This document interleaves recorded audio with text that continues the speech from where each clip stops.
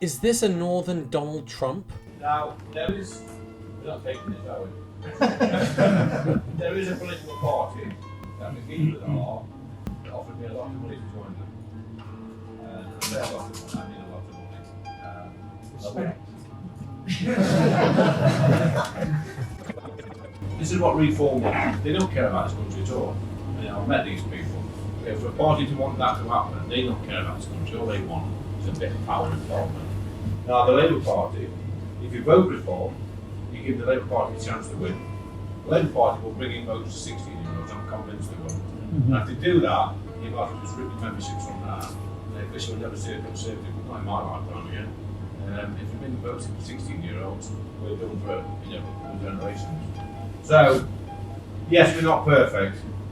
And I don't like selling the idea of voting for us on the opposition's worst number, but believe me, we will be in a right mess if the Labour Party get the next election. And a vote for Reform is a vote for Labour.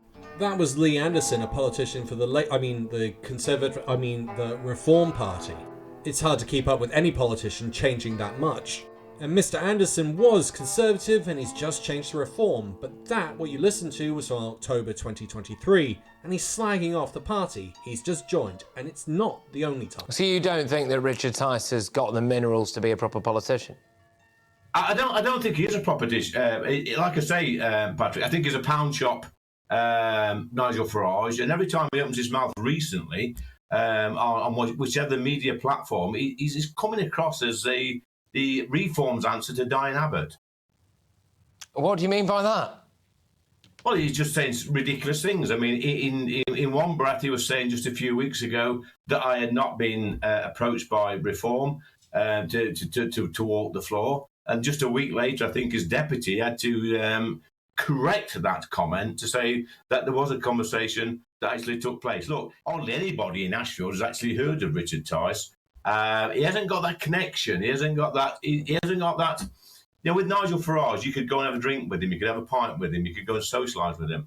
Tice hasn't got that. He needs to pipe down a little bit and actually explain to the public what he's all about. Despite all of that, Lee's decided to join Reform Party. And the reason they took the whip away from him is because he made racist comments. Yeah, I'm a little bit angry, a little bit disappointed, but, such is life. You talked about, when you were reflecting on the Mayor of London, in the interview that you did, that has triggered a lot of what's come along in the last few weeks. You talked about his mates, Sadiq Khan's mates. Yeah. Who were you referring to? Well, anybody who disrupts our way of life in London. That could be anybody on the street marches, demonstrators. But why would they be his mates?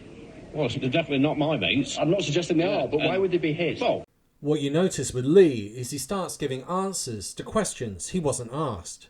Remind you of anyone? But are you not suggesting, in labelling those people as his mates, that there's a connection between the two of them because of a shared faith? Well, no, it's got nothing to do with faith at all. Absolutely nothing to do with faith. This is where you locked in the media, try and cause problems.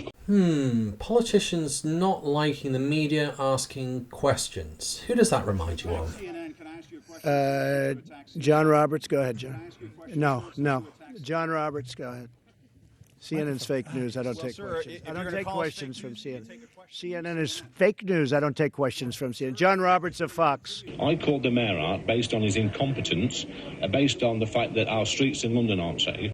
Who else said our streets weren't safe? We have places in London and other places that are so radicalized that the police are afraid for their own lives. Starting to notice a pattern. The knife crime's rife, that demonstrators can come out any time they want. I didn't do a religion check on the mayor or what race he was. This is a nonsense peddled by you lot to try and create this hysteria and this hatred. If it's a nonsense, I mean, the Prime Minister agreed with it, didn't he? Well, you'll have to take that up with Rishi. Take it up with him. But my mailbag in my inbox says completely different. There's millions of people up and down this country that back what I had to say. And it's you lot that's causing the division, nobody else. Except here's Lee saying in order for the Conservative Party to win, they've got to stoke a culture war. There's three things that won us the election. It was nothing to do with me. It was Brexit, it was Boris, it was Corbyn. And it was as simple as that. Those three things together was a great campaign. Great ingredients. At the next election, we haven't got those three things. So we're going to have to think of something else. It'll probably be a mixture of culture wars and trans debate. And then at the end, the reporter had to explain to Lee the difference between a question and a statement. Is the Prime Minister a coward then? See, again, you're trying to create division by... No, I'm just seeking... It's not purely us lot, though, is it? Because what is a coward? Well, you were suggesting a few minutes ago that you thought the Prime Minister, and you'll tell me if I'm mischaracterizing, you thought he was wrong, and you felt that he could have taken a bit more time, but that perhaps not reacted in the way... He's a coward. That's, again, you lot as journalists being mischievous. Lee Anderson calls a PM a coward. I've never said that. I was asking you, I wasn't telling you. I was asking you, I wasn't telling you.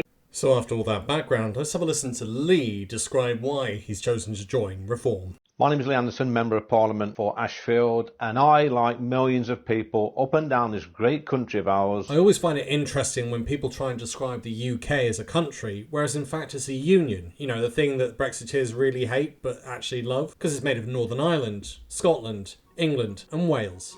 I want my country back. Interesting he says I want my country back, because here's a list of people that have also said that exact same phrase.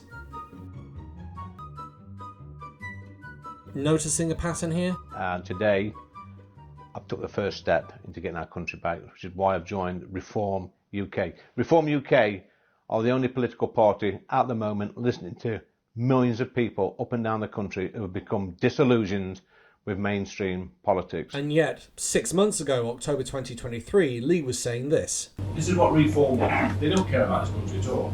I've met these people. For a party to want that to happen, they don't care about this country. All they want is a bit of power involvement. But it's not as if Lee's known for lying. Hiya. Hiya. I'm Lee Anderson, your parliamentary candidate for the Conservative Party. How you doing? I recognise you. It's Steve, isn't it? Yeah, I recognise you. How you doing, mate? All right. Yes, I'm just doing a bit of last-minute campaigning. Are you going to be voting on December the 12th? And do you mind me asking which way you're going to go this time? Well, I'm going to be up. There's no way Labour are ever going to get my vote again. A few moments earlier. Don't just make out you don't make out you know who I am. You know I'm the candidate, but not a friend. All right. I'm at staff car park. Have a quick look. Yeah. All right, my daughter. I'll see you in a minute. See you, bye. At the time, Anderson said the call was merely about campaign material. Right, best turn this off. Some leaflets have just come for me, so... In all my years filming elections, I've long suspected that certain candidates have set up friendly voters to make them look that much more popular. People are fed up of seeing the scenes around Parliament Square. It's a new year. Happy New Year. But you've not got a new job yet, have you? Still same old job. You're still a parasite, you're still a scrounger, and you're still a malignant. It's more stable for people to say the same employment, isn't it? Get off. Get off. Get off. They're fed up of seeing crime rampant in our towns, cities and villages across the country. So he's been in power for over 4 years, deputy chair of the party, and he's now slagging himself off for the crime wave he's overseen. They're fed up with people apologising for our history, our culture, our heritage. You mean apologising for the Mama Uprising, where war crimes were committed post-World War II, or the Boer War, which had concentration camps, or multiple genocides that took out over 90% of the local population, or selling more opium in a year than Escobar did in cocaine in a lifetime.